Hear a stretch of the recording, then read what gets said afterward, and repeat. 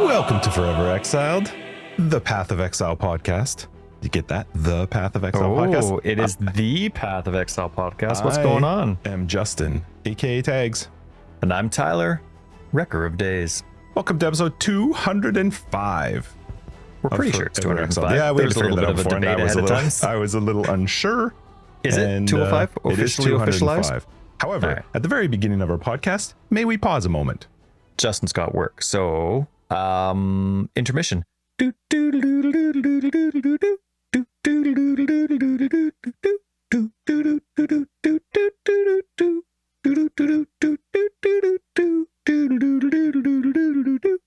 Oh, dang, it's not a text. He's actually got a phone call.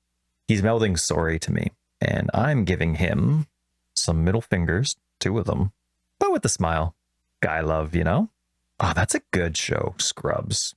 Gosh, I loved Scrubs so much. Still do. So I guess love. I love Scrubs so much. Justin's so good, hey?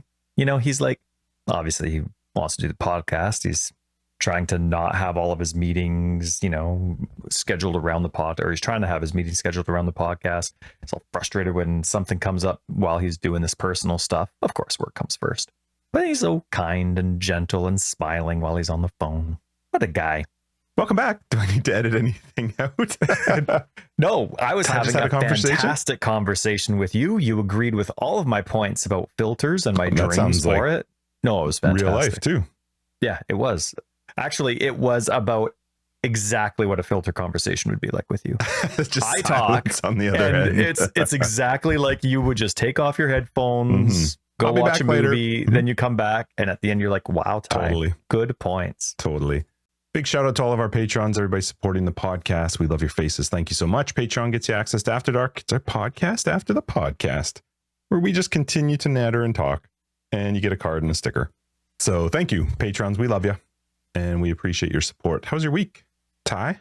I had a wicked week, man. Did you? This was, yeah, I mean, the kids started going back to school, and I love having my kids around for the summer. I think it's fantastic. But as a stay-at-home parent, I get to keep like my same routines for how I keep the house efficient. It's always messy, but you know, imagine what it would be without me, you know what I mean?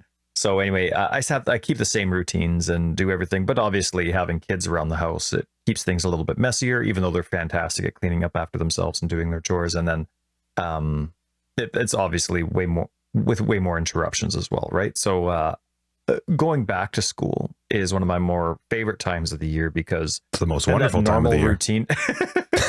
it's when my routines can be as efficient as I want them to be for the most part. So, but it's cool. The kids are in. It's funny. My daughter has she enjoys people's company, but she has like one really good friend. You know what I mean? That's the only friend she really, really wants to hang out with and thinks about and draws pictures about and stuff like that. My son has like a posse.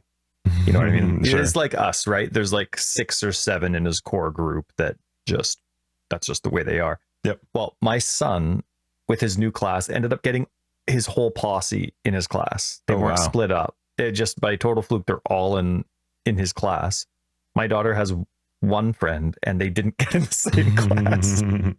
But anyway, yeah. And so that was good. Our weather changed, went from like a consistent 30 plus degrees Celsius to like the low to mid 20s, which is nice. It feels like it's fall time now, even though I guess that's used to be what our summer weather was like, but it's nice. You get the option to wear long sleeves every now and then and you're not cooking hot.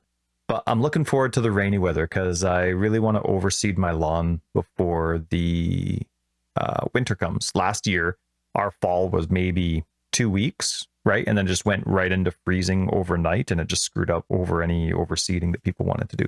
So hopefully we get a normal fall this year so that we can overseed our lawns. I'm really excited to that because this summer, with some of the mistakes that I accidentally made, I kind of destroyed parts of my lawns. But I'm excited to fix it.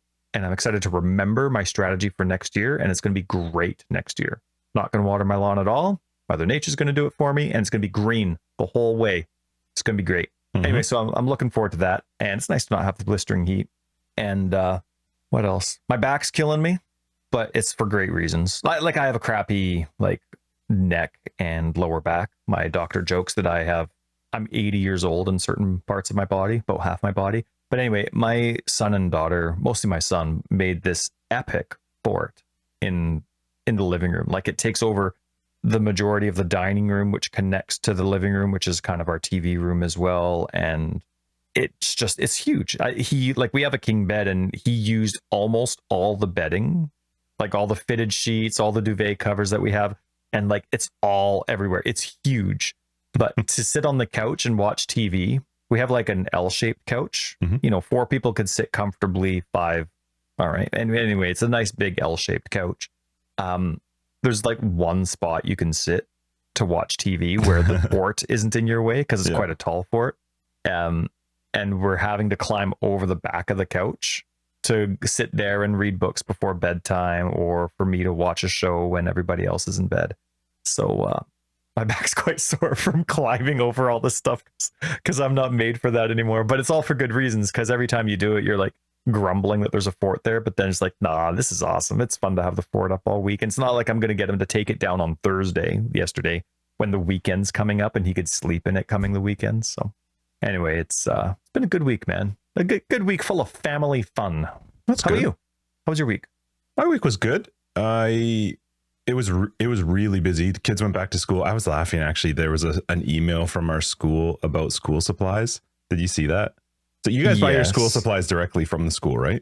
From the school, yes. Yeah, okay. So we don't. We always, Christina likes to go out with the kids and buy school supplies. But I love that they send an email and they're like, if you buy them yourself, don't label them. Christina was like, yeah, get bent. I'm going to label them. Yeah, that's right. You're not sharing my crap. I don't mind them sharing, but just say that. Just tell us that. Like, I hate when they're like, buy 10 glue sticks, 40 packs of crayons. It's like, yeah, really? Like, we have no problem at all if they were like, hey, we could use these, if, I totally get it. There's some kids that it would help them out, and we would be happy to do that. Yes, of course. But I don't like the idea of them saying, buy 10 glue sticks for your child and then tell you don't label any of the stuff. It's like, well, that's a weird way of saying you're giving our stuff to other kids, which, again, if you just said that, no problem. Right. Say it like, please buy extra of these if you're willing to share. Christina would go to town if they were saying she would give them in gift baskets with like they'd be soaps wrapped and perfumes. Exactly. Yes, exactly. But when they come in and they're like, yeah, don't label stuff, she was like, yeah, that's not happening. So anyway, kids went back to school, which was good. Our kids got great teachers. Good. Mine did too. Our second oldest, he's starting high school, so he's at the high school, which is fun. Oh yeah, he's actually graduation. In a class with 2 of Chris's girls, which is crazy. Really? Yeah, they have like a why is that crazy? Musical theater. Well, they're all different ages. So these are extracurricular. It's a musical theater class that you can take, and they run it through all the grades. So like, interesting. Yeah, there's like 80 kids in this class, which is crazy. So he's loving it though. So and they were crazy that's awesome. A class, not like an after school thing. Like when I was in Guys and Dolls in theater, like that was an extracurricular thing that I had to do after stuff school. They have now like, is crazy. We only had science. You got to pick between 3 languages, or maybe 4. What was it? We had French, of course, German, and Japanese. That's what we could pick from. Man, wouldn't it be nice to have like a more relevant one, like where we are? Yeah, German and Japanese are not really relevant. Mandarin or Punjabi would be way more efficient than French, which is 5,000 kilometers the other way. Even Spanish. Yeah, like my goodness, wouldn't that be great? But we couldn't when we were going to school. And there was like 2 sports you could pick from when we went to high school. Well, like even gym. I was talking with Logan. You can take gym, and gym is their like just general gym. You can take gym? You mean you don't have to? I don't know if they have to anymore, but anyway, maybe they do have to take it in the first year, like grade 9, but it's not just gym. You could take gym. Gym's just general gym, but also you could take gym that focuses on strength, and that one does more rugby. What? You can take gym that's focused more on sport, which does basketball and weight training. It's like, huh? Wow. I mean, I like that. That's cool. Really cool, but did people not have ideas when we were years ago? Like I don't know. Oh, I feel like we went to school in the Stone Ages. I mean, it was pre-internet when we went to school, which is nuts, but that's still like... It's pretty funny. Yeah, it's pretty funny. Well, good for him. I'm happy for him, and that's cool that he's with Chris's kids. And Chris's kids have been so good to help with him getting like into high school, like, which has been awesome. It's made it so much better for him. just getting to meet some new people that he normally wouldn't have. And his girls have been seriously amazing. So it's awesome. But so anyway, the kids went to school. Which is weird because Chris is a turd. Yeah, they definitely didn't get that from him. Yeah, it's obviously so the mom. that's definitely the obviously. mom. But week was good. It was really busy, like really, really busy. Yesterday, we had an awesome day with our work. We did a huge event with all of our people. So it was fun. We did a huge golf tournament. We did a huge party in the evening. But I was supposed to be there for the start of when people were going to start at like 10 or 10:30. And Christina called me at 11. She's like, hey, just checking if you're coming. How are you doing? And I'm like, I'm drowning right now. I feel like I'm going to die because I was so busy and I was trying to get so much done. And I didn't really want to go, but I kind of have to be there. So it was fun. It was a great day. We had a really fun day. It was nice to just hang out with a lot of people, and it's a different environment. Everybody's having a great time. So yeah, it was fun. And then, well, I'm glad you had a good time because you've been like work has been so busy and of course stressful. You've been drowning a lot going on. So but for maybe the past year now. And so I'm glad that you have something good to say about it. Yeah, we had an awesome day yesterday. So that was a lot of fun. I didn't get home until I think I got home around 9:30 or 10. So I was exhausted by the time we got home, but yeah, it was a good day, good week. You and I did PAX, which we're going to talk about. That was a ton of fun. And then otherwise this you week, wait to bring up PAX when I'm drinking water. Thanks. Sorry. I didn't realize I have to time when I'm going to say certain things. But you know what? Overall, it was a good week. I had a good week. I did play some Starfield, which is awesome. I'm really enjoying that game. Yep. And I do find it, I don't tend to look online for stuff. Like Ian was asking about Starfield when we played F1. He had asked me, he had asked how it was, and I was like, it's great. And he mentioned how, these reviews have said this or that. And I was like, I don't look at review that guy. Which is fine. There are a lot of people like that, totally. but I don't tend to look into that stuff. But I did, how, your phone and anything you connect to the internet knows what you're doing. And so a couple times I was trying to figure out how to find this luxury textile. I needed this thing called a luxury textile or a luxury fabric or something. And so I looked online trying to figure out where you buy it, but the game's so new that the wiki has like one seller. And I was like, there's no way in the whole universe and galaxies that there's only one person that sells this. So I was like, well, that doesn't help me. I'll have to keep looking. But, that triggers my phone and my whole everything to be like, send him Starfield right. stuff. Yeah, that's right. And it was fun to see some of that, but it was also really kind of disappointing. I think people are stupid. I've always had an issue with humans in general, and it's sad. I think people get themselves. I saw a lot of like negative stuff about it, and I was just like, why? Just play it or don't play it. Like, I don't need to know your opinion. I don't need to know why you don't like it. Some of the reasons people don't like it are some of the stupidest reasons I've ever heard of. Like, first off, it's a Bethesda game. It's going to have some weird bugs. People are going to float into the ceiling. Some things, like, I haven't noticed anything game breaking. There've just been some annoying glitches and bugs. Yeah. But that's a silly reason to hate it. I saw people that were bitching about the fact that, well, they said you'd have 1,000 planets and there's only 600. It's like, okay, when you go through all 600. And you mastered you. That's right. Like, okay, that's so stupid. That's right. And then I think one of the dumbest was people just going off about the fact that it allows you to choose pronouns. And what is so political? It's like, what? Just pick or leave it. Like, what the hell? Right. How is that? If you're a guy and you want to be a guy, pick guy. If you're a girl, whatever and you want to be, a guy, pick whatever you want to be. How many options do they have? Never clicked it. I didn't care. That seemed like such a stupid thing to be upset about. And people were like refunding and flipping out. And I was like, oh my God, if that is your biggest problem in life, you got it good. You should not be worried about it. You're not going to have many people that actually are in need of anything important doing that kind of complaining. No, I was shocked. And so it was a little bit disappointing as I'm getting news articles, or I was seeing stuff on TikTok or whatever it was on Instagram. Yeah, I don't go on those very often, but of course everything was Starfield this week that I was seeing. Sure. And some of it was just like, okay, I don't like people. Humans suck. And I'm just going to go play my game. Let me go live in this space world. Yeah. And I was laughing at Christina that I did see one video that made me laugh because I didn't realize it, but you can interact with stuff obviously within the world. And somebody said the best feature, they kind of highlighted it as the best feature in Starfield. And they walk into a bathroom and there's a roll of toilet paper and you can reverse it so that the toilet paper is coming from the top instead of going down. I love that somebody's that's my kind of person. That's exactly it. Somebody at Bethesda is like, just one day, 15 minutes, whatever it is. And they're like, they were sneaking something to drink or something when they were at lunchtime. And they're like, yeah, I can do this when I get off my break. Toilet paper should be coming from the top. It only makes sense. That's how they allow you to swap it. Oh, that's so funny. Anyway, it was, you know what, it was a good week. They actually get into an argument there was table, a debate. like which way it's supposed to come. And they're like, fine, you can swap it. Yeah. I love it. I'm glad the game's inclusive, though. I mean, it makes more sense. When you're trying to love your neighbor, just love your neighbor. Who cares? And then just let people just choose. It's like when Dragon Age used to be when BioWare used to be so praised for being so inclusive with relationships. Right. This is just the next step. And it's fine. Like, how many people don't choose their, like, if I want to play a girl or a guy in the game, what difference does it make? If I want to pick a pronoun, I just I thought it was so funny that people are blowing this up. Meanwhile, you go to Baldur's Gate, you can make whatever you want.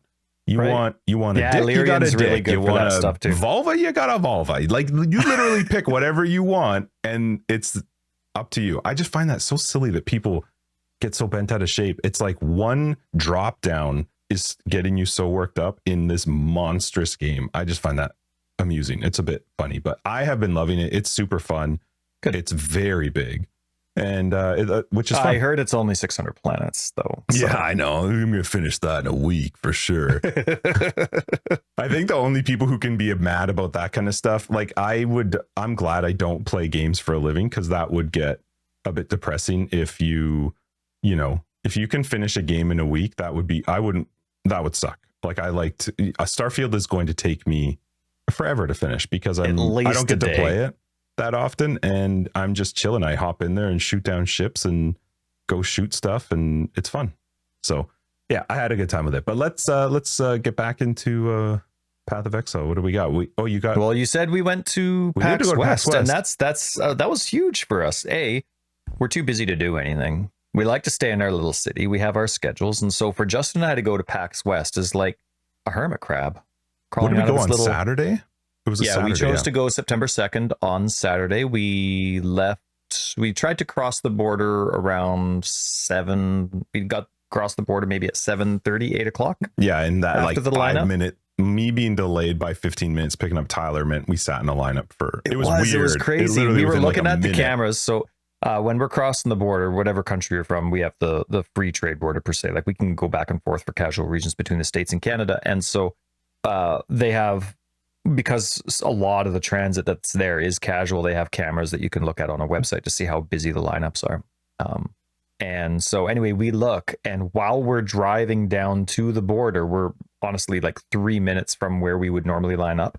The camera was empty. Like, there was no traffic in there at all. And then when we get there, there is a massive lineup. I'm looking at the timestamp, and it was 3 minutes old. It was even empty. While we were parked there waiting, he was refreshing, and it was still showing empty, and we're like, and then all of a sudden the timestamp one of the refreshes was only 4 minutes later to our current time, and it was packed. We look behind us, and there's like 40 cars all of a sudden.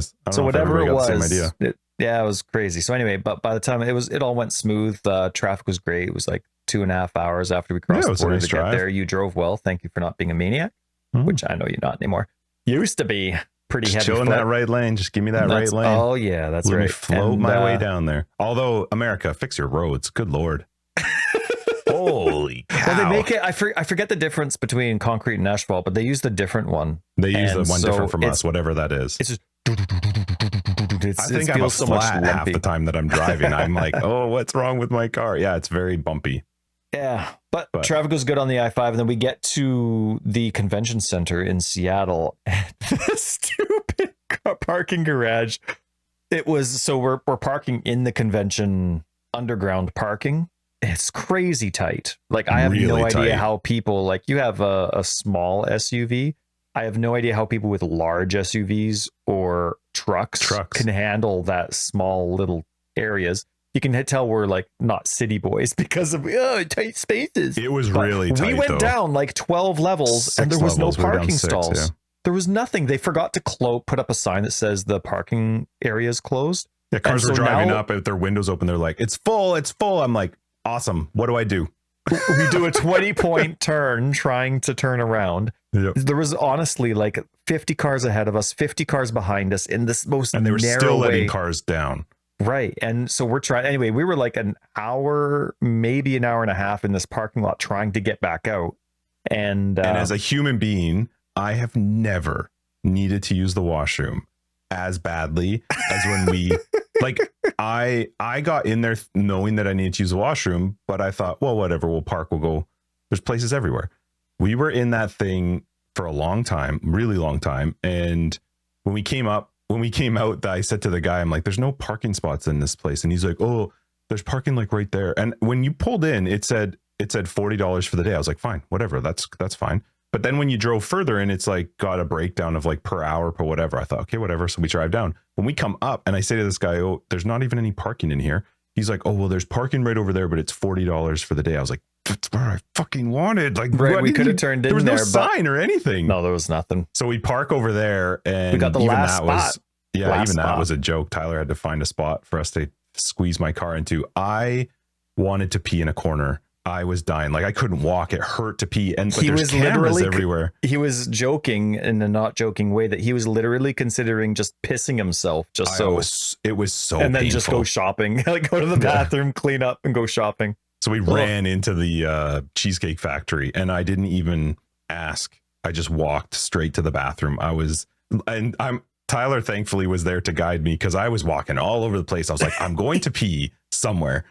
I prefer a urinal, but at this point, but I know there's sinks in the kitchen. Yep. So anyway, we did get there, and yeah, it was a process parking, and it was funny. We joked because when we got down to the border, I said to Tyler, you pick the line. He picked the worst line. We got the worst line to go into, and that's it was the shortest lineup, but it ended up being for a reason because the guy that was there, he was efficient. He loved his job. He was doing his job well. Yes, also, which meant he was also could hear him.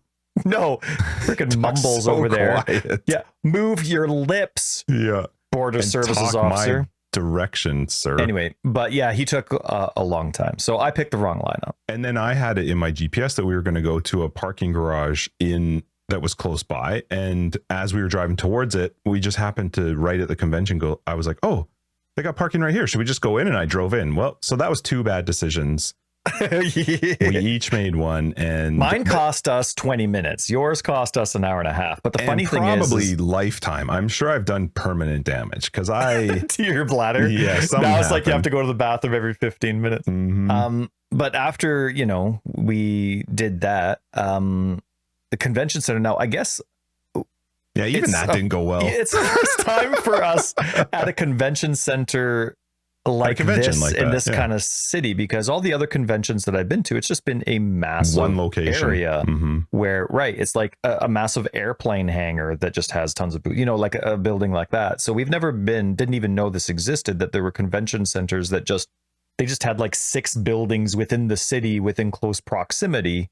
And you just, like they gave you instructions and all that kind of stuff, but it was new to us. And so we walk into the first building that's about PaX West, and we get our lanyard, we get our security check, all that kind of stuff. And we pick up our sweet little map brochure, and we're like, oh, cool, let's go check this out. So we go grab a coffee. Justin grabs whatever it is that he grabs. What was it? Jesus was guarding this cooler. What'd you grab?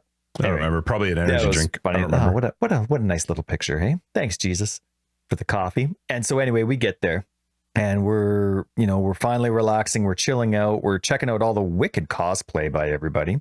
And it's funny. Anytime there's like a dress up thing, like Halloween's like this too. Anytime there's like a dress up thing, there's always people that just think it's like, this is going to be slut fest. I'm going to dress up as slutty as I can. No, but there's always some people that are like, I'm not dressing up as a video game character. I'm not dressing up as like a Halloween character for Halloween. I'm just there were definitely some people dress up in a way where I'm like, choice? I'm going to show as much skin in public as possible. But it was really cool to see so many people. There were a lot of people dressed up, absolutely passionate and nerdy about whatever characters. You and I play you play more games than I do, but the only know who 90% of them were. Right. The only cult classic characters we would know would be Path of Exile or Bethesda. You know what I mean? For the Well, most like part, some Nintendo stuff.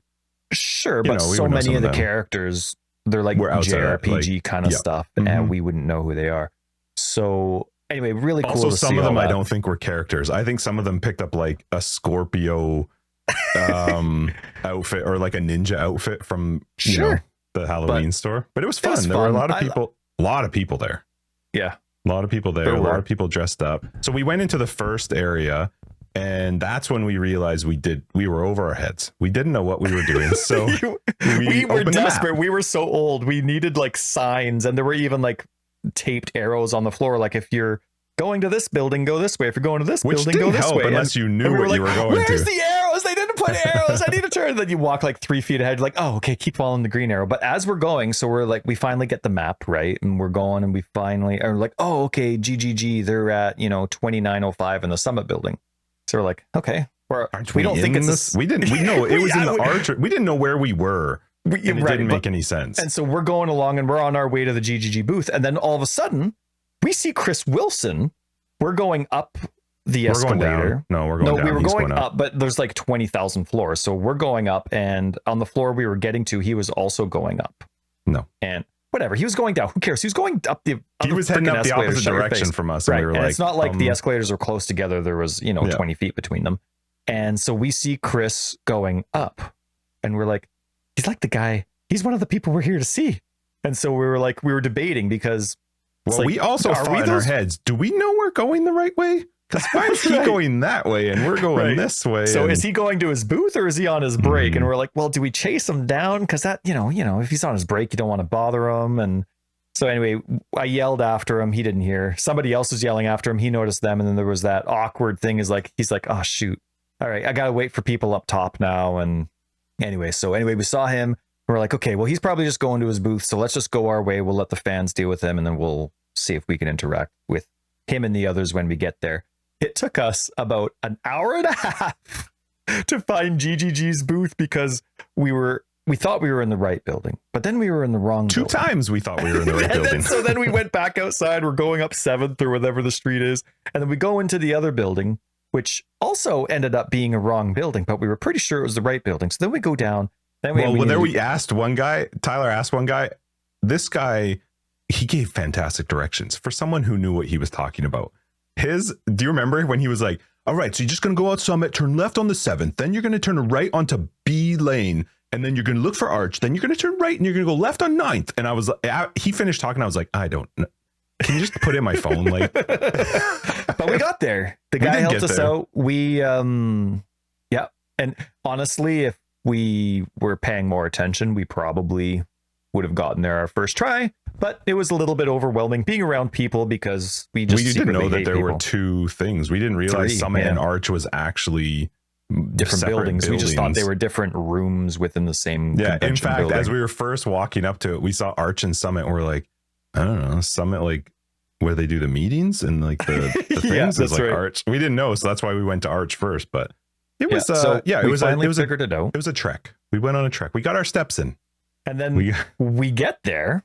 Yep. So we got to the booth, and their booth setup was actually pretty cool. They had I think they had 21 computers set up for play, and they had a big lineup.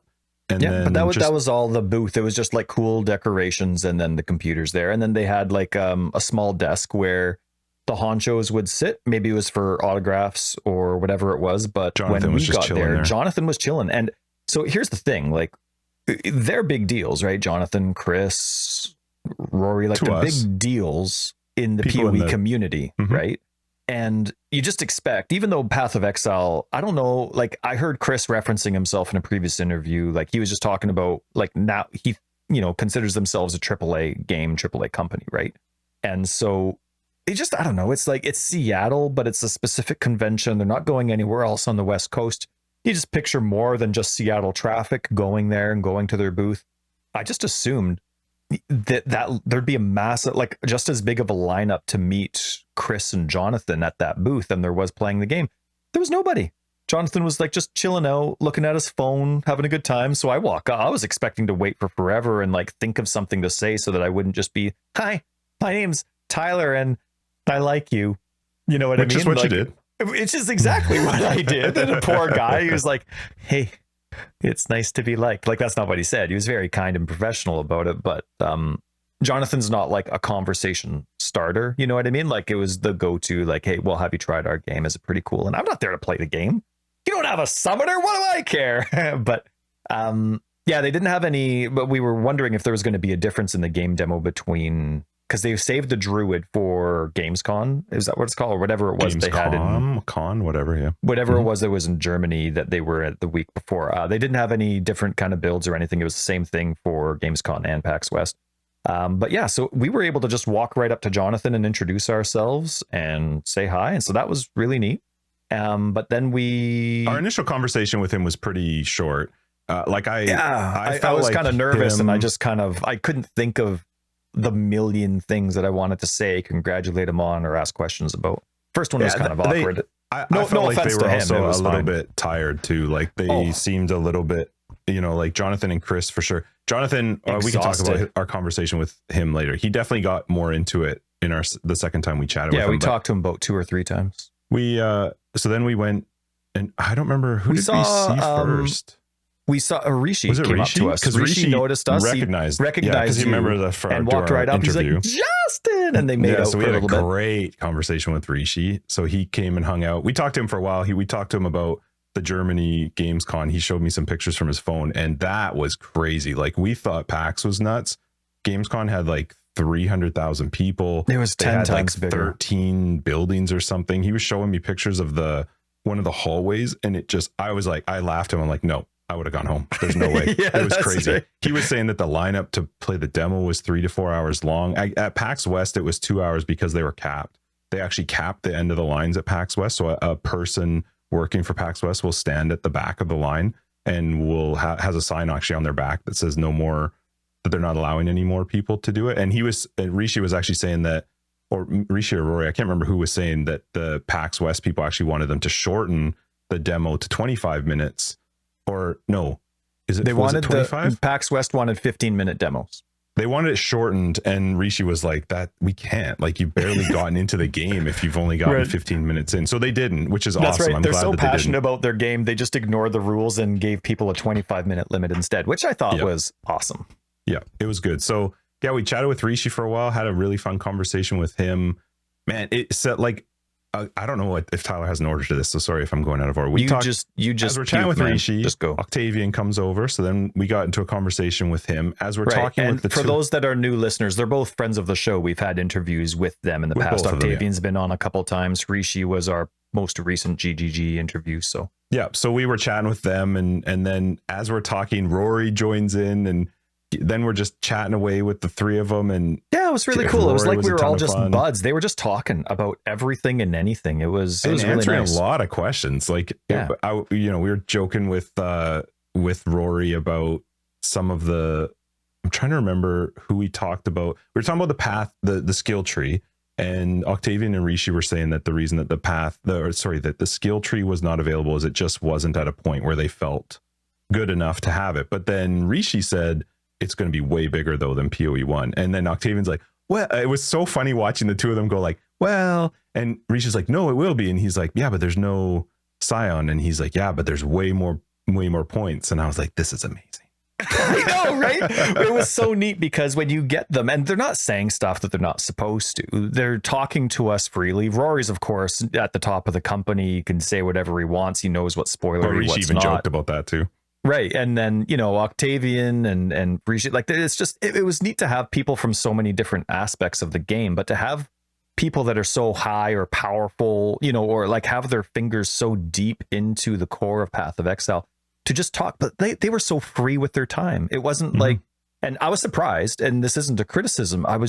They gave us like 20 minutes each at least of just we were the ones that and ended having the conversations. Right. They were so willing to talk. And I mean, sure, there's so many people in the lineup to play the game that are just, it was very surprising when we were asking them how many people are in the line. They're waiting 2 hours. By the time Justin and I left, and we were at that booth for maybe 3 hours in total, poor employees. But when we were there, the lineup ended up being a 4-hour wait. And I'm sure so many of those people are new players that don't care about Path of Exile. They're just there for the PAX West experience. They bought the 4-day pass and they're just trying out everything over time. but there's still going to be a bunch of people that are GGG fans. And it was just, they were so generous with their time. They gave it to us. They were willing to chat. Like we didn't get to talk. There was, there was a girl there, a redhead that I wanted to introduce myself, but yeah, but I didn't find a way to like desperately say, like just casually say hi. Anyway. No, I think she's just doing her job. Right. So, but anyway, it would have been nice to say hi to her. We didn't mean to be offensive by not saying hi, but then we introduced ourselves to Steven, but we didn't have a chance to continue conversation with him. He's a level designer. There was Rishi, there was Octavian, Rory. We all know James I think it was James. My apologies if it was James or Jason, but big skill guy, very open. And then Jonathan and Chris, like they're just so generous with their time. It was wonderful. We could ask them anything we wanted. And the only people that seemed to be careful with their wording were Jonathan and Chris, but they were already so seasoned at it. I didn't even think Jonathan was careful. I love talking with Jonathan about it. So, okay, so just go.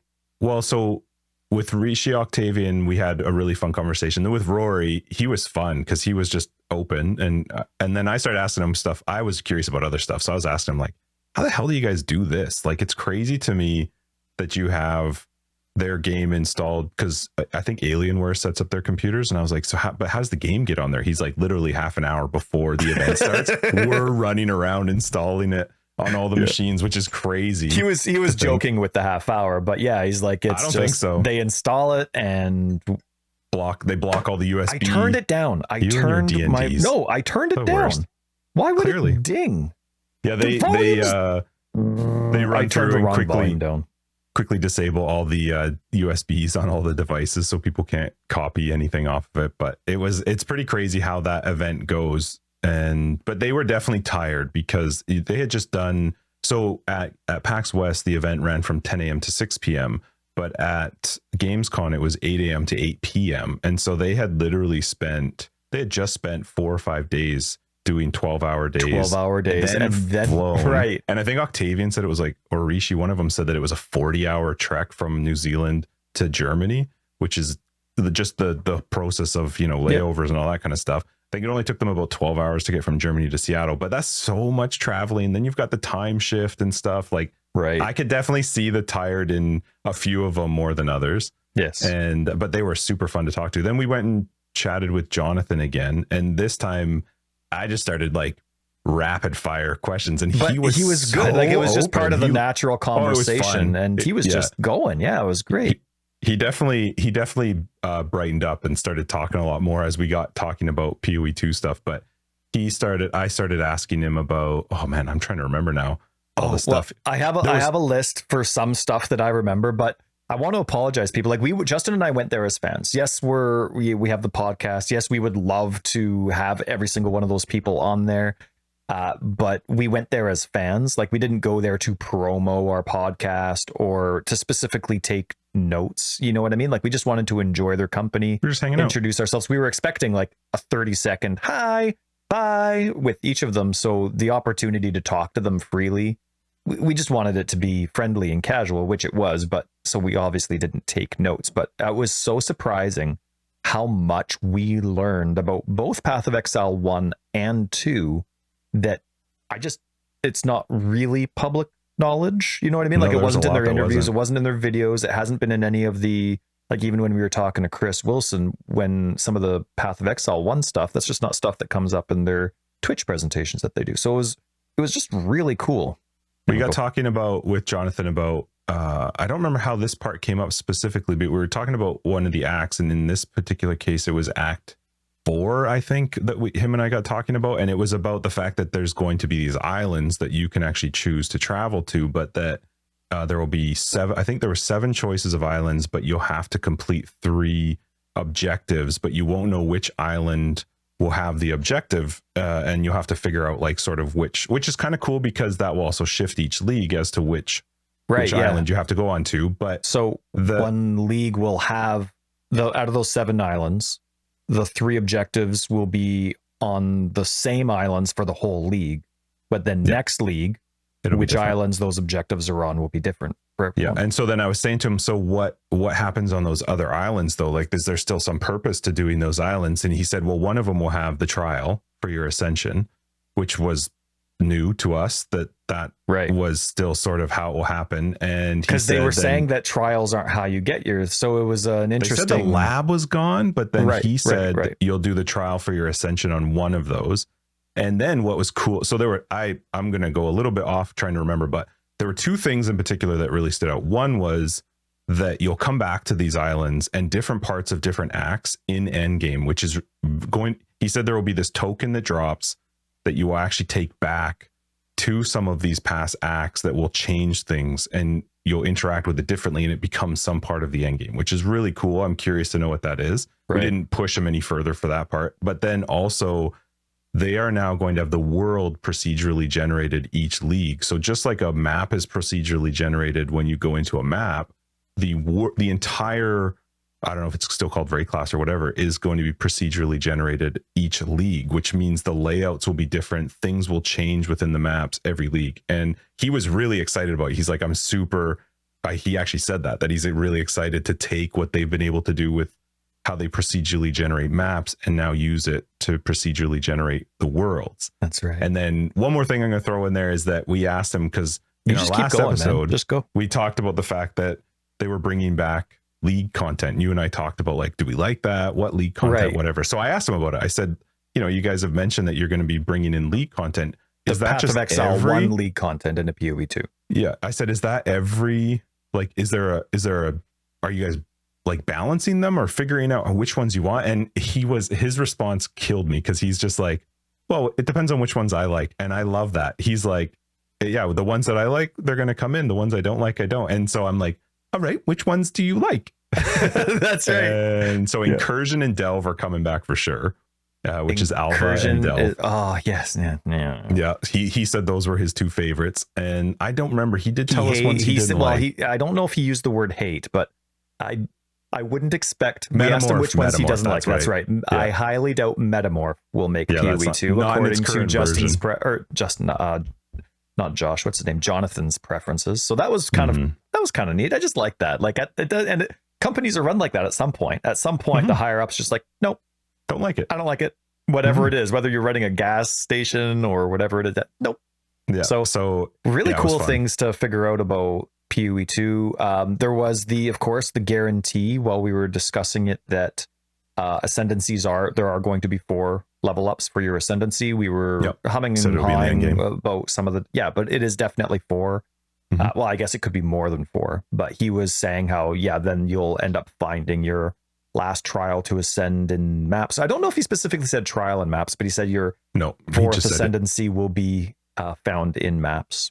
So yeah, that was a lot of really cool stuff. Yeah, there was probably way more. And then we talked with Chris. Chris came back, and poor guy seriously looked exhausted. He looked, and I mean, it's got to be a combination of all that stuff, but even he had said he had gone on a 15-minute break. He came back like an hour and a half later. Yeah, that's right. And he knew that, like, when the first thing Chris did when he came back, it wasn't even like saying hi to the people around that were waiting for him or anything like that.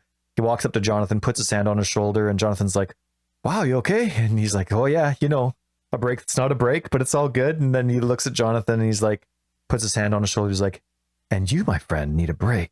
And so, but it was nice because Jonathan, even though he was tired and we were peppering him with questions, we'd already gotten pictures with the people that we knew. We got pictures with Rory, who we just got to know. We had a picture with Jonathan earlier as well. Jonathan was very kind. It's kind of neat, right? Like, the other superstar was the one that was willing to take a picture of us with Chris. So he waited around, and he did. But he was willing to wait that extra 5 minutes until Chris was free, because Chris was dealing with some other fans so Jonathan waited, despite the fact that he was probably due for his break over an hour and a half ago. Jonathan waited that extra 5 minutes just so he could take a picture of us with Chris. So yeah, it was nice. They were all just so kind-hearted and great, and we really want to thank them for their time. They'd never heard of the podcast. We should have done some promo. Just those two, yeah. We should have taken our stickers and just plastered them everywhere. Chris and Jonathan hadn't heard of the podcast. Yeah, so we talked with Chris. It was pretty short when we did, and I could tell he was tired. It was just like, hey, how are you? Blah, blah, blah. And then we left, and then we talked with James.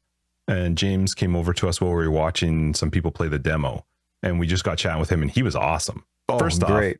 This dude has a freaking PhD in biochemistry. Yep. Like, I was thinking about it afterwards. That's 2 sciences.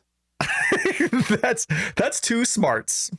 I asked him, I was like, how? Why? I don't get it. Like, what are you doing? Where's this cross section that I'm not seeing or understanding? And he said that he did his PhD in biochemistry and just didn't like it. And then he knew some people that worked at GGG, and just that's how he kind of got into it. And he's big into skill design. He does a lot of stuff, but right now with PoE 2, he's in skill design. He said his favorite skill that he's worked on so far was something called Mana Tempest in PoE 2.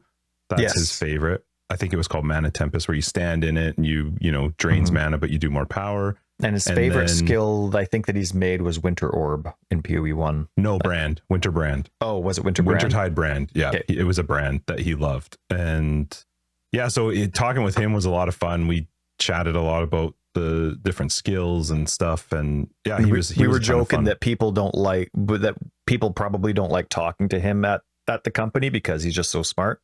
And he's like, no. And then he went on and he explained like, oh no, there's a couple other people with PhDs and you start getting them into how they make the game. And he's like, no, you're lost. Yeah. He was talking about one of the guys for that did one of the presentations at ExileCon that I missed. It was one of the ones that I missed, but he's like, you got to listen to that guy talk. Like he is, I can't remember who it was, but yeah. So James was really fun chatting with him. And then my back was done. Like I was having a tough time with my back. So I went to sit against the wall, and Ty's like, I'm going to go talk to Chris again. Nobody's there. It was such a short conversation. The superstars, the 2 like heads of the company, there was no lineup. It was that many casual people waiting 4 hours for the game demo.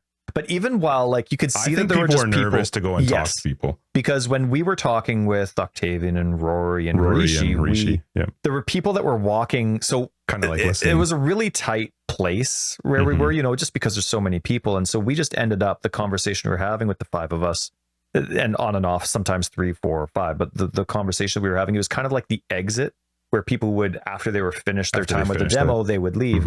And I felt bad for them because we didn't mean to monopolize our time with these employees, but of course we were enjoying our conversation.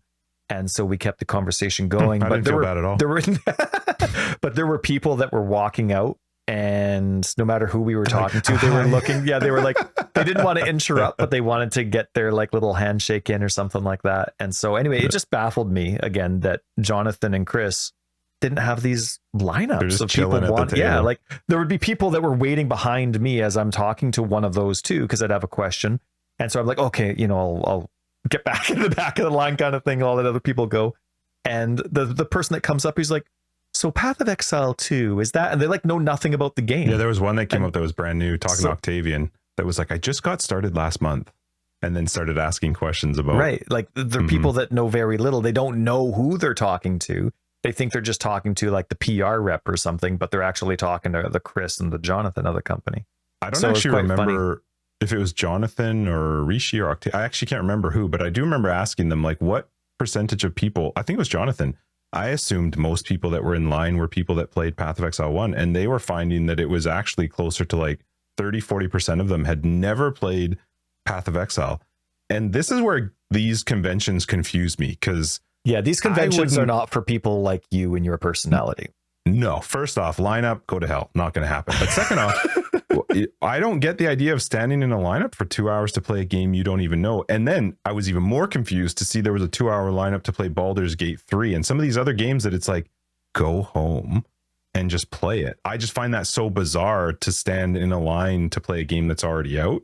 But just the line in general, like Path of Exile 2 confuses me, that 30% of the people had just never played Path of Exile and were like, oh, I'm going to try this game out. I'll stand in 3-hour lineup for that. Right. No, thank you. But so then anyway, so I rested up against the wall and Tyler went over to talk to Chris.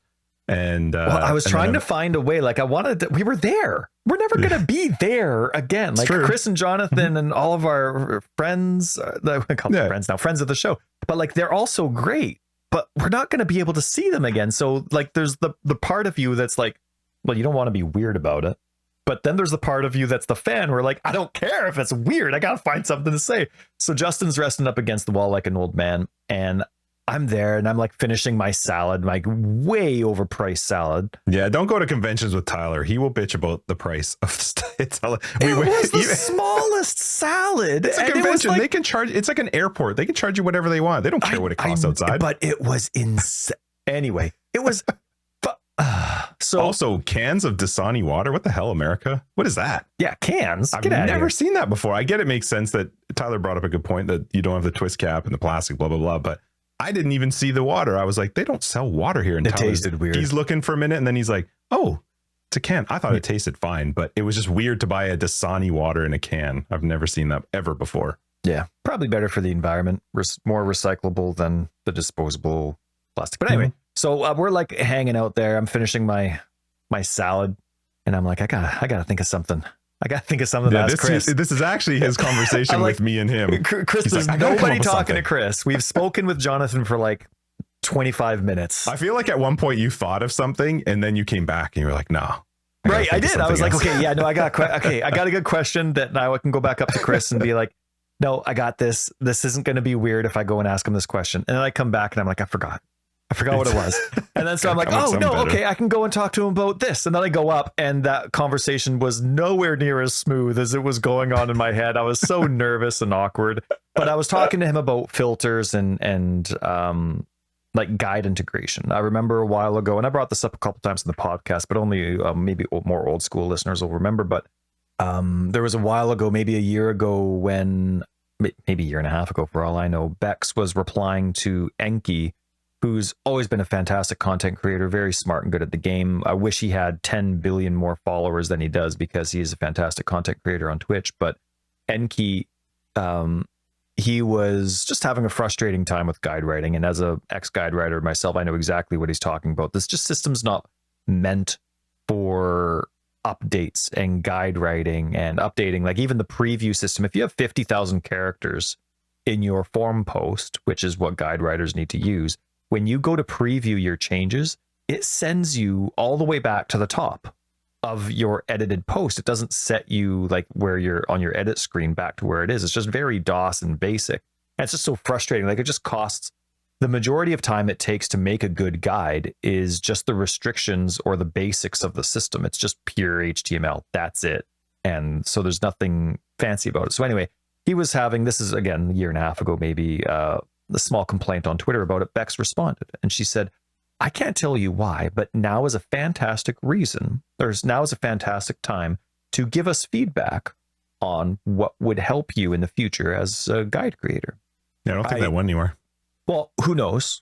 Who knows? Because if that's, in conversation about PoE 2, maybe there's different integrations. That's where my brain goes, right? Like it's, okay, now is the time that they're working on website integration with the game or whatever it is. So I ended up sending... But we still haven't seen anything is what I'm saying. Like we haven't seen. Yes. As far as I know, yes. So I took the opportunity to send her an email because my suggestions would most definitely not fit into a tweet. And so that kind of stuff's always been in the back of my mind. So I went and I talked to Chris about the current state of filters, the default filter, creating filters. Is there going to be an opportunity for guides to be more integrated into the game? He said that they've definitely thought about guide integration, but they haven't come up with a way that's satisfactory to them. So it's going to have to stay as basic as it is for now. I might have forgotten, or he didn't get to the point where if the website's going to change in terms of how guide creators are capable of creating more guides, but it's at this stage, they have no plans of having it connect directly to the in-game content. And then in terms of filters, I had asked why the default filter. I've always thought they intentionally, for some reason, hid the default filter from the community because the game is this old.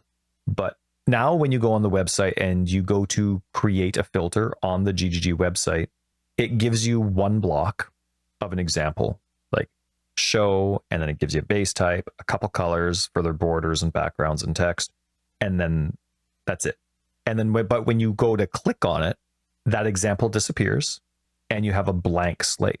There's nothing to edit. There's nothing to go for. Now, if you know pathofexile and filtering it all, every item is going to look the exact same unless you tell it to look different.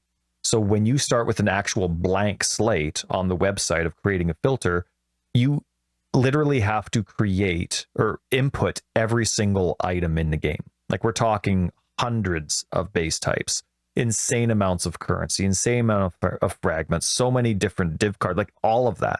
And sure, you can group some stuff together with just generic stuff like classes and all that, but it is an insane amount of work. It's not very helpful. An example I've used in the past is our buddy Chris. He was trying out Path of Exile and he just wanted to do a bow character. He's like, hey Ty, how do I stop showing swords and shields? I just want bows and quivers. And I'm like, well, short answer is you can't. Unless you feel like coding for a few days, you can't. And that was mind-boggling. And so anyway, I was kind of talking to him. That this conversation flowed a little bit from the guide creator aspect as well. And Chris was surprised that the default filter wasn't available to the public. Right. He actually thought the default filter was available to the public. I mentioned that it's not. It's not convenient anyway. If there's like in those different files, like what do they call them? GFAQ files or whatever they are. Whatever it is, like the general public just doesn't have access to it. And I said it would be so great if the default filter, and I actually mentioned this to Octavian as well, and he was very open to passing it along. But if the default filter, if it's not supposed to be hidden for any reason, would just be available for people when you go to create a filter, it stays there as an editable filter. And then at least the general public has access to every single item in the game. Because when you go on the wiki and you go sorting by classes, you actually don't have access to every item in the game. There's a lot of items that are oddly hidden, and it's so tough. I mean, the wiki is just this massive amounts of content, but there are certain items when you're making a filter that aren't available to you. You have to specifically go and search for them to discover what they are, but there's no thread connecting them to a specific class. And so in a game like this, there's definitely things that you don't want to miss. Everything that you miss, you want it to be intentional in your choice. So hopefully that's something that comes, because that was exciting. But we were joking around with a couple of them, including Chris, that the default filter is here to stay. Well, apparently as well, Octavian mentioned that the guy who works on the default filter apparently that like it's a lot of work. Right. And it was really cool to hear Octavian say that. Keep going though. Mm-hmm. Yeah, well, he was just saying that, yeah, there's quite a bit of work that goes into it, but I do agree. And it was actually interesting hearing both Octavian and Chris surprised that you couldn't just edit the default filter from on the website. Both of them seemed to just assume that should have been, and that maybe it just got overlooked. So I think, yeah, I don't know. Overlooked though nice for a long time. Like it kind of like raises questions a bit about processing and what the checklists are for. Well, also there's features. A level of like what's important and what's not, and whether we agree with that order, that, you know, some stuff just gets passed over or whatever. And it sounded like this was something that's just been overlooked for a really long time. It was funny though, when I came up to join Tyler with Chris, I took a picture of the two of them and tweeted joking that, you know, when you finally get Chris's ear, what do you talk about? Filters. What do you think? But they were so kind and patient. They were willing, like when Chris discovered that we have a podcast about them, he gives us a nice smile. He's like, oh, I'll be sure to check it out. In our heads, we're like, yeah, right, baloney. But hopefully he does. I think that'd be kind of cool. Yeah, it was fun. Yep. And so that was really neat to hear. And it was really neat to hear Octavian talk about whoever the filter individual is, because he was saying he works very, very hard. And he gets so, I don't know if mad or frustrated is the right word, because it was just a general conversation. Livid. That's livid.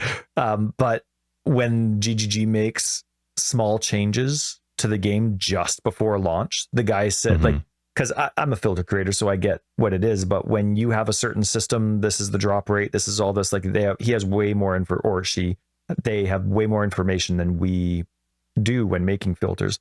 So when they make small changes just before league launch, it's just insane for that individual. Like it's just nonstop work to make it work properly. So one thing that I do find funny, I think GGG has like a hiring restriction on your name as well, because they have way too many people with the same names. Like if you're a Nick, a Chris, those two, Nick or Chris, it seems like there's too many of those two. Mark. Yep. There's Marks. It just seems like there's a lot. Like it was quite funny that in multiple conversations with different ones, they're like, well, not that one, a different one. Right. It's like, oh yeah, crap. How many of you are there? Yeah. But it was a lot of fun. We had a really good time. Oh No, Jonathan was chatting also with them quite all. open about the beta. Like they were, it didn't 3 seem, months. it That's sounded right. secretive when we were doing all these We interviews. definitely didn't know. Yeah. But maybe it wasn't secretive because when we were talking to Jonathan about the beta, I think it was you that were asking questions, and Jonathan's just like, yeah, it's going to be the same that it's always been. You know, like He said it's going to be the same as the closed because I told him I'd. Yeah. Well, because I told him I'd played since closed when he was talking about it, and he says, yeah, so it'll be the same as that, where it'll be planning on 3 months, but you never know, that could go a little bit longer depending on, like, he did say it'll go as long as we need to make sure that it's good. Yeah, it's not going to be a short closed beta. Which, well, but even if 3 months is considered short, he just was very open about the fact that it will go as long as we need it to go to make sure that what we release is in a really good state, which is awesome. And that they would probably do something similar to what they did with the closed beta for PoE 1. And then he joked about, you know, unless people have spent a certain amount, then and I was like, yeah, I better get that one. Yeah, that's right. So, but then he said there'll also be other ways for those that don't have that kind of surplus to be able to enter into the closed version of it. We forgot to ask or didn't pursue the subject of the open beta, but the conversation was mostly about the closed beta. But it was pretty neat. And they were all talking about like this 1.5 year timeline. You know, like that just seems, I forget if it was direct or if it was just implied, but it just seems like I get from these conversations, I'm getting the 1.5 year timeline is their hope. I don't remember them ever saying a timeline like that. I don't know where, maybe it was a dream, but you heard it here first. So we're already like, I'm totally fine to keep going and keep chatting about PAX. I'm sure there's a couple other things we'll remember that later on we're like, oh, we forgot to say. So that'll be an After Dark. No, I'll bring it up in After Dark. But there were other things that happened this week, but we're already at over an hour. So even though an absolutely massive 0.1 patch came out, there's tons to talk about. Are you okay if we just push it to next week anyway? What, the patches? Yeah, the patch is huge. There's so much in it. Okay. Yeah, that's fine. We can talk more about it next week. Okay, hopefully our listeners are fine. Patch. We'll talk about, pardon me? I had very few things. I was like, just fix the Titanic shell. Okay. That's what I want. There were good stuff. Here's one of the things. We'll bring this up next week, but there was a lot of faithful listeners here that there was one fix that kind of ties into how do you not know your default filter isn't on? Like there's just these extra checklists, like when you're adding a feature, how is this not part of the included feature process? So kind of like when they, so one of which was what? Tell me which one. Well, and I messaged you about it, and then there were multiple people that messaged me on Discord, which was hilarious. SRS. But, so right. Yeah. And this wasn't a bug fix. This was a general improvement. And no. You giving us the basics on how a skill functions is important. And if you don't include it, it's an oversight and it is a bug. But anyway, they changed the description of SRS to now show that it is 100% fire. What did it say before? Nothing. Oh. So that is a general improvement because in their wording, they just said they added text to clarify that SRS goes from physical to 100% fire. Whereas before, because it just had the fire tag, did it say nothing at all? No, it just said nothing. Oh, yeah, that's right. And it didn't. I don't even think it had the physical tag. That one I don't remember, but there was nothing about conversion, so you didn't know that you could. Anyway, doesn't matter. So, but SRS has been in the game forever, and that text, it has nothing to do, like currently now it's saying it's 100% fire conversion, but fire conversion has been a part of it for forever. And even when it was only 50% fire conversion, it didn't say, it never said that there was any kind of conversion. It just said the fire tag. So technically you wouldn't even know that if you're stacking your fire damage, that you're only stacking 50% of the damage. So anyway, SRS has been in the game for a long time. They just did this now. Now I've been asking for this forever. I think it's hilarious though that now, like, I'm just wondering what the timeline is. Like, who is it that finally got this done? Was it quick for them? Has it been on their list for a long time? Did they all of a sudden somebody like, wait, that's been there since like this bug fix is posted like 2016? What's going on? But it's hilarious to me for a couple of reasons. It's like making dinner and doing your dishes 6 years later. That's kind of like what this bug fix is for me. You know what I mean? But it's also general funny. General improvement. But like, there's so many other like Herald of Agony. That's a big topic of conversation in our community because one of our faithful listeners, Theta, plays it all the time and is just rock solid with it getting Howag, Herald of Agony character to 100 every single league. And that has physical conversion to chaos damage that doesn't say. So it's just funny that like one of those skills gets it done. I'm just curious what the background is. I'm glad that it's finally done. But when you have a skill that has conversion and there's nothing in the game that tells you it's conversion, I'd start thinking about this checklist that people have. Like, okay, so what are the things that need to be done when you add a new skill to the game, right? Okay, what are the things that need to be done when you add filter creation to your website? You know, it's just like, what? It just seems so willy-nilly. Like, yeah, that'd be great. Okay, yeah, do whatever you want to make it work. And then the person's like, oh, okay. So when you have a system like that, that's what it makes it seem like, because then all of a sudden you have a system that's like unchecked. You know, it's this one person who actually hasn't added this kind of stuff to the website before being like, think that's everything? And it's not their fault for missing stuff because there's no checklist. So anyway, those kind of things kind of tie together. But hopefully our listeners are fine listening to our opinions about the massive 0.1 patch a week late, because PAX West was super exciting. We're super nerdy fans of Path of Exile, and that was a fun conversation to have. Yeah. Yeah, and Mystery Box came out too, so that's sweet. I did watch the video for it. I don't know, maybe you had other stuff. All I care MTX. About is that Harbinger portal. Oh, so amazing. Goodness, yes. Actually, a lot of their stuff was cool. Very. In that mystery box. Very. Yeah. Yeah, for 0.1, we can chat about it next week. Maybe there won't be much to come out, or maybe there'll be more to talk about. For me, I was just like, just fix the turtle. And I think they kind respawn timer. They added a respawn timer for us as well. They slowed the amount of time the turtle takes to respawn. Which is fine. They also made it life, and it takes more damage while it's defending, which is good. I still think it shouldn't protect its own totem. A lot of people did that, but their response to that is in the RAQ. Oh, really? And the RAQ. What was their response? I don't think it's something that fans are going to care about. Hang on. Announcements. RAQ. Why are you not fixing the Titanic shell being able to protect its own totem? Titanic shell being able to protect its own totem and surrounding totems was the original intended behavior of the monster on release. The monster had an incorrect description on release, which we are fixing in patch 0.1. Apologies for the inconvenience of the initial description. So it doesn't answer the question. It just says that's what we always wanted it to do. And honestly, I mean, okay, that's what they say. It doesn't. We'll have to play with it to see what it's like now. One thing I always like about GGG is they stick to their guns, and I like that. Actually, one of the things I will just throw on with regards to PAX was Tyler and I were talking about after we left. One of the nicest things that I came away with after talking with them is, despite, you know, sometimes we have gripes or we have issues or we disagree with stuff they do, those guys love the game.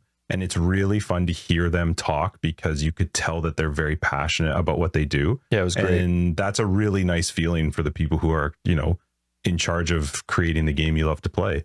So yeah, but with regards to the turtle, yes, I love that they stick to their guns. I just disagree. I think you could have actually kept it as horrible as it is and then just remove the ability to protect its own totem. So, but yeah, we'll talk more about 0.1 next week and whatever else comes. And who knows what will happen in After Dark. Maybe that's where new stuff happens in After Dark. You just never know. Thanks, patrons. We love your faces. Episode 205. Let's wrap it up. Right? 205? Yeah, 205. Yeah, 205. Hey, GGG people that haven't listened to 205 episodes once a week since ExileCon 2019. Twice a week for patrons. Right. Yeah. Feel free to support us. No conflict of interest there. Nope. It's only fair. We won't tell. We wouldn't know who you are anyway. We wouldn't know anyway, but we'll send you a card. Although we send you guys a card every Christmas. How dare you? That must be how closed community Bex had the communications department, I guess, eh? Yeah, who does that card go to? We just send it to their building. Who's keeping our card? I want to know. No sticker. It's just a card. So, phew. Yeah, but hey, we get to send 3 cards to them now. Or is it 4? We got Octavian, I don't know. We'll figure it out. Rishi, Camille. Yeah, that's it. We're not sending one to the general GGG anymore. No. We don't even know who's keeping it. Yeah, that's right. There's somebody there. It's like, they're burning it, taking it home, put it on their tree. Yeah, that's right. That's what they're doing with it. That's what they're doing. I like these guys. They sort of kind of like our game, but sort of don't. Let's wrap this up. 205. Well, we always have great art. Our Christmas cards look amazing. They do. Although, yeah. Anyway, 205. Forever Exiled, the Path of Exile podcast. I'm Justin, aka Tags. The Path of Tyler, Record of Days. Patrons, we will catch you in After Dark. Everybody else, we'll see you next week in 206. Thanks for hanging out. If you're looking for more information, you'll find it down below. We'll get a website, foreverexiled.com. We're on Twitter, foreverexiled82. We have a very fun Discord you should be a part of. Join it anytime and say hi. Patreon, other ways to support the podcast, you'll find them down below as well as on our website. Have a good week. Thanks, GGG, for coming out west.